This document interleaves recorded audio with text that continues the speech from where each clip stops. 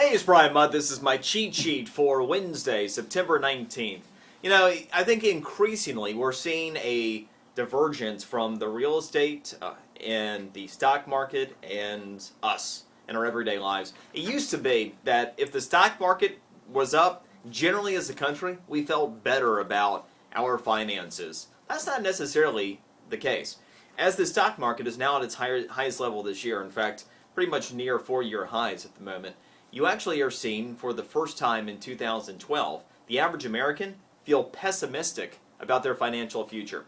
This is Bankrate's Financial Security Index. They keep this every month and rate all Americans by demographics on feelings of financial security to come up with the total gauge. 100 is neutral, meaning we're not positive nor negative about our financial future. We've been at 100 or better for all of 2012. The last time we were under 100 was last December. Well, that was until yesterday. The September reading for our financial security is 96, and this is net pessimism. It means the average American actually is pessimistic about their financial future, while the real estate situation has been recovering some this year, while the stock market is at near those four-year highs. But the biggest thing, it's not so much about the here and now, it is absolutely about the future. In fact, the biggest drop that we saw, the biggest pessimists, if you will, at the moment, those between the ages of 50 and 64. People between 50 and 64 are severely concerned about the future of affordability, their jobs, and yes, Social Security and Medicare.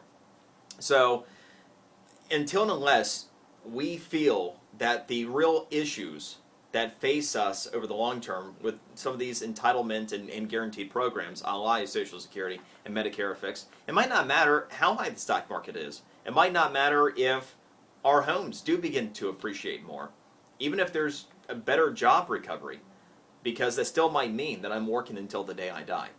And so that there is a there's a takeaway. Meanwhile, there was one other economic indicator yesterday that was more positive, and that was Kohl's.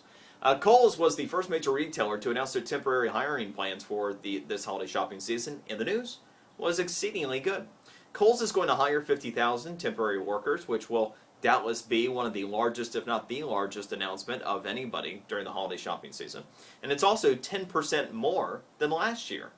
So that's an additional 5,500 temporary workers that will have an opportunity this fall. It also buttresses a couple of arguments that have been put out there by retail analysts that say that this will be a very good holiday shopping season, with retail sales jumping between 3 to 4%, and also that the single best performing sector during the holiday shopping season will be apparel. So perhaps they were right. Kohl's is thinking they might be. Trulia. Who's number two? Number two is now Trulia. Zillow, some time ago, became the number one website for real estate-related matters. Recently, Realtor.com, the former hotshot from years ago, fell to number 3 as Trulia passed them. And now Trulia, as we are seeing real estate activity pick up, interest coming back to getting more information about real estate online, Trulia is passing Realtor.com to number 2 overall in traffic and coming public tomorrow. They'll follow Zillow into the public marketplace, and the timing could be good. Not only is the stock market doing well, which we were just talking about, but Zillow, which had been the low $20 share range this time last year, is now over $40 per share, and there certainly is some desire for the growth in real estate, especially as the real estate market continues to recover throughout the remainder of this year. So it could be, even though Trulia doesn't meet my investment criteria right now, I won't be buying shares when it goes public tomorrow. I think that it has a very bright future and could be a reasonable investment for the longer term.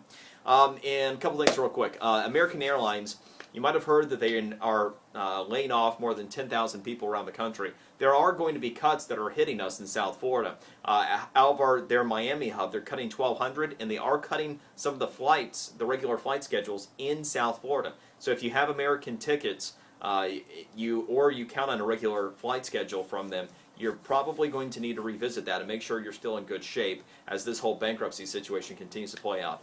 Plenty more of the fiscal cheat sheet. Enjoy your day. We'll see you tomorrow.